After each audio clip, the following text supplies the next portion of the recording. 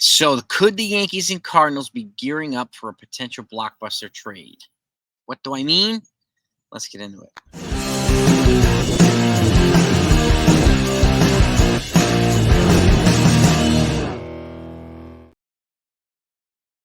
So for those that haven't heard, I already put out a short this morning about the chatter that's going around right now on Twitter and social media about floating an idea of an Alex Verdugo to the Yankees for a GLEYBER Torres to the Red Sox swap. And I'm not going to put out a video because everybody else is putting out videos on the same exact thing. So I'm not going to put out a 10-minute video talking about how ridiculous of a trade idea it sounds like. And, because the fact is Verdugo could come to the Yankees for a year and leave. And then GLEYBER Torres will probably wind up being traded to the Red Sox and sign a 6-7 year deal there. So, it's kind of silly. But we'll talk about that another time. But there's some stuff that's going on. There's stuff floated out on MLBTradeRumors.com. And I'm going to put this up for you. Okay? Here we go. Put this up.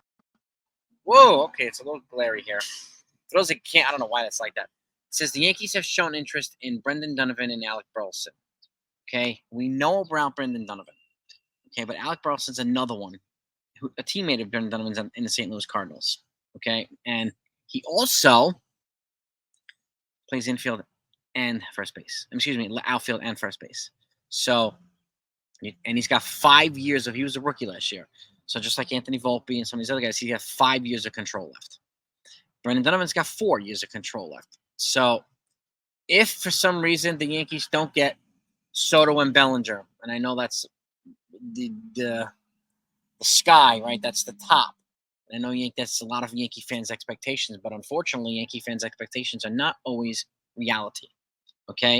And there's no guarantee. The Yankees can't just snap their fingers and trade for anybody they want anytime they want or sign anybody they want anytime they want. So this shows to me that they're at the very least preparing for alternatives in case that doesn't happen. Now, I'm not going to say, well, that means that's probably not going to happen. But we don't know yet. So I'm not going to put words in their mouths. And I'm not going to put words in your mouths. Because the fact is, none of us speak for all the Yankee fans. They all have different ideas and thoughts. Okay? And desires in terms of who they want for the team. There's a lot of consistencies. There's also a lot of differences. So, and they're all welcome. So, but Alec Burleson, let me read us some stats, okay? He was a rookie. We know Brendan Donovan. He's a high on-base percentage guy. He bats lefty, okay? High walk, high on-base percentage, low strikeout guy. Puts the ball in play. He's coming off a surgery, but he's the big get. Okay, he had 11 home runs in 34 years and 34 RBIs last year, and only 300 plus at bats. Batted 284 with an OPS of 787. Okay, and again, limited play. Okay, and he's a career 283 hitter, so the consistency is there. Career OPS of 779, so the consistency is there too. Now, Alec Burleson's a rookie, also only had about 300 at bats. Okay, he batted 244, 8 home runs, 36 RBIs. OPS not super high, 690. Stolen bases, 3 stolen bases, and again in limited play, but 5 controllable years. And the fact is, Donovan and Burleson are upgrades over whoever we had, with the exception of Judge, with whoever we had in the outfield. Okay, so and if the Yankees decide to go on cheaper, let's just say they go on a whopper here. They get Yamamoto, right? And they get from Japan, and they get, I don't know, another pitcher and another reliever and a Josh Hader. They spend a boatload of money on pitcher, and they get a Candelario, and they somehow make a trade, and they do trade Torres, but they get pitching for him and whatnot. This is an opportunity for them to do what Hal said in terms of not going over the Cohen threshold, which is $297 million, while still fortifying the offense, doing what Cashman said, which is getting 2 left fielders, hopefully left-handed. 2 outfielders, hopefully left-handed. They're both lefties, okay? And they both represent upgrades over what we currently had. And again, it's not sexy, okay? If you have a chance to get Soto, you get him. But now there's talk about Soto may not being available until the deadline. We can't afford to wait that long, okay? Yankees, if they're wise, they would make him an offer they can't refuse. If they say no, I pivot to something like this really fast. Okay, there's no guarantee Bellinger, with his great year last year, is going to be a portrait of consistency either and stay healthy. So this represents another option. Not saying I prefer this option. I would love to get Soto and Bellinger, or Bellinger and Brendan Donovan. But this represents a package deal, and the Cardinals need a lot of pitching. We have a lot of pitching to offer on the minor league side, and they have a surplus of outfielders, position players. The Cardinals do. So this represents a need for us. It represents a need for them at the same time.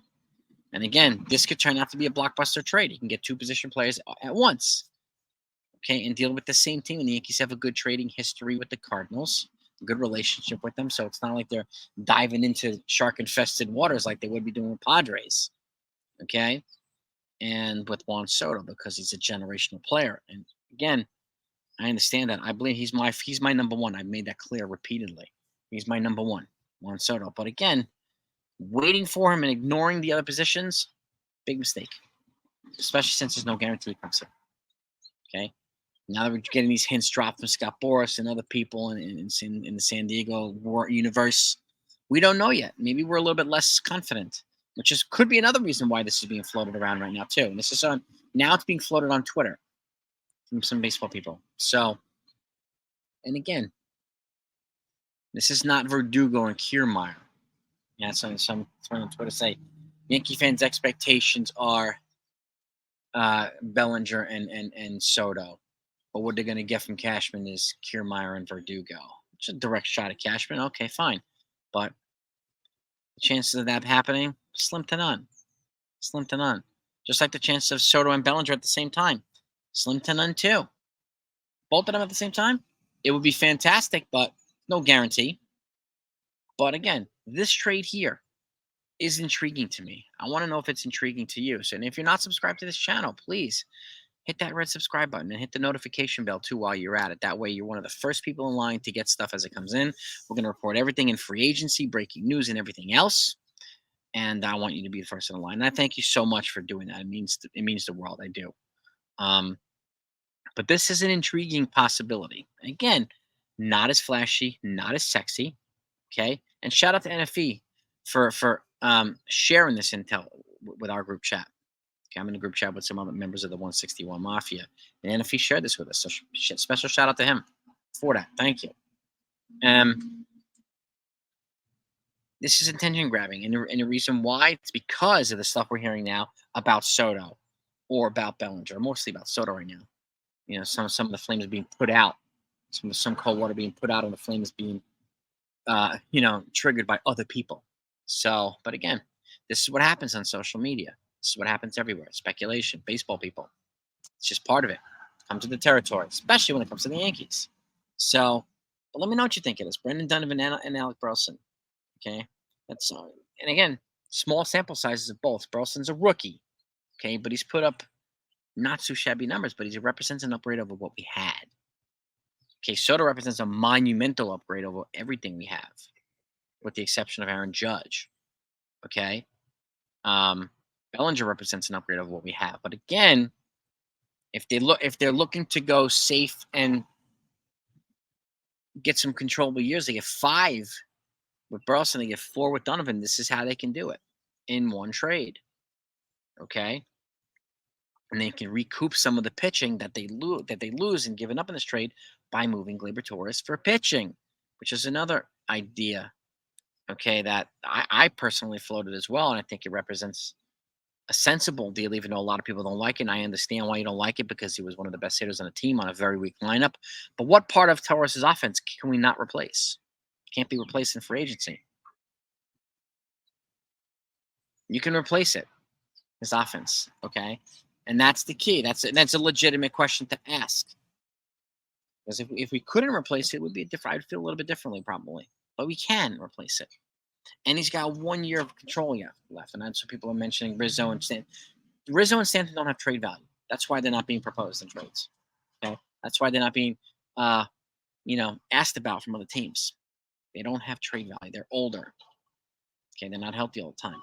So Torres has trade value. And again, I would only trade Torres for value. Value.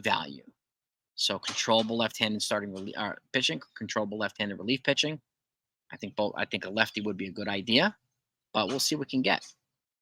But moving pieces, trades, can they do this stuff? And I understand the prevailing sentiment for a lot of folks is Yamamoto, Soto, Bellinger. Believe me, think a lot of us would be ecstatic about that. But the chances of all three happening are slim to none. So here's some alternatives that are being floated out there. And the Yankees have communicated interest in these guys to the Cardinals. So that says something too. But I want to know what you think either way. So load up the comments. Let's talk about this.